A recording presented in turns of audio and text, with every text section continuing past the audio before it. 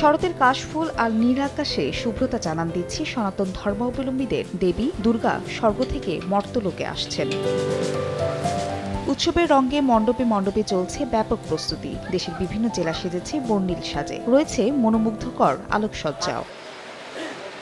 উৎসবকে ঘিরে কেনাকাটায় ব্যস্ত নারী পুরুষ, জমজমাট বেচাকেনার খুশি ব্যবসায়ীদের, আর একদিন বাড়তি ছুটি পেয়ে খুশি সনাতন ধর্মাবলম্বীরা। কালেকশন মোটামুটি ভালো আছে এবং বেচাকেনা আলহামদুলিল্লাহ। দাবি ছিল যে আমাদের নবমী দশমী 2 দিন বন্ধ দেওয়ার জন্য, সরকারটা মেনে নিয়েছে, সেটা আমরা সাধুবাদ জানাই সরকারকে। রংতুলির আচরে বিভিন্ন চিত্রে মন্দিরের দেয়ালে ফুটিয়ে তোলা হয়েছে বন্যাত্মদের চিত্র।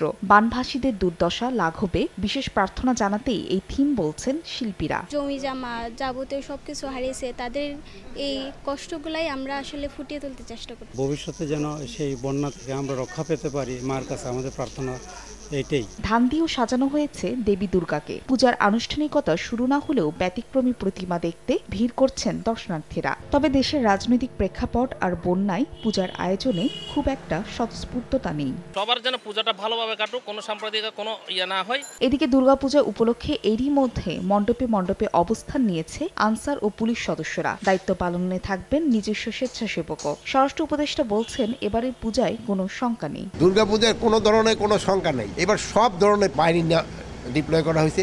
এবার পূজা খুব ভালোভাবে হবে। মঙ্গলবার মহাষষ্ঠীতে অধিবাসের মধ্য দিয়ে শুরু হবে পূজার আনুষ্ঠানিকতা। এবার দেবী দুর্গা আসছেন দোলায় আর যাবেন ঘোড়ায় চড়ে। ফাহরিয়া ফারজানা, সময় সংবাদ।